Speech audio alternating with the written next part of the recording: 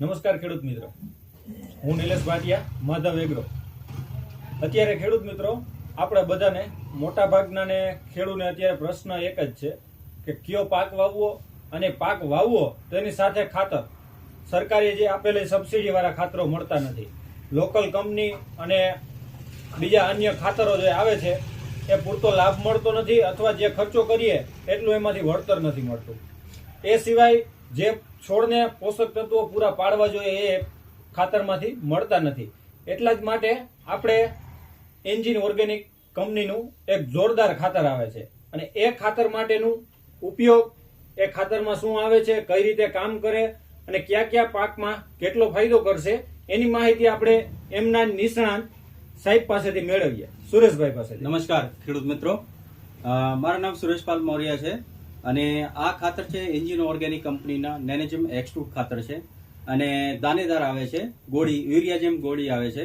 આની અંદર નોર્વે વાળા સીવેડ છે, એસ્કોફાયલમ નોડુસમ 15%. એની સિવાય 16 પ્રકારના પોષક તત્વ નાખેલા છે આની અંદર.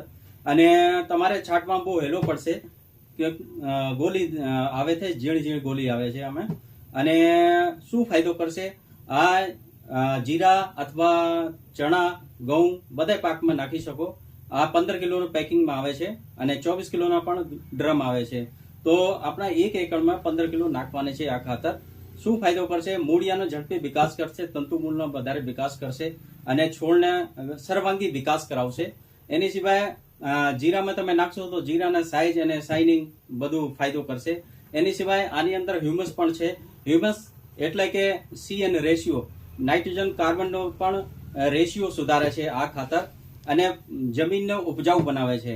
જમીનમાં તમે આ ખાતર 3 વર્ષ સુધી નાખશો કન્ટિન્યુ તો જમીનને પોચી રાખશે, અને જે તમે ખાતર નાખશો DAP, NPK બધા છોડ લેવી શકે એવા લભ્ય સ્વરૂપમાં ઉપલબ્ધ કરાવશે આ ખાતર.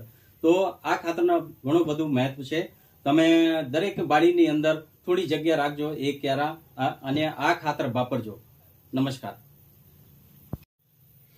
ખેડૂત મિત્રો, સાહેબે આપણે ઘણી બધી માહિતી આપી. એની એક સરળ ભાષામાં કહીએ તો અત્યારે વપરાતા NPK ખાતરો, કન્સોર્ટિયા, માઇકોરાજા, ઓર્ગેનિક કાર્બન, આવા મિક્સ માઇક્રોડન સાથેના બધા ખાતરોની કીટ કે એવી કોઈ વસ્તુની વાપરવાની જરૂર નહીં રહે. ખાલી માત્ર આપણા એક ખાતર વીઘે 4 થી 5 કિલો વાવીએ શકીએ, ઉપરથી પૂખી પર છટીએ, અને કોઈ પણ પાકને હોય તો એના ભેગા ભેરવીને પણ આપણે વાવેતર કરી શકીએ.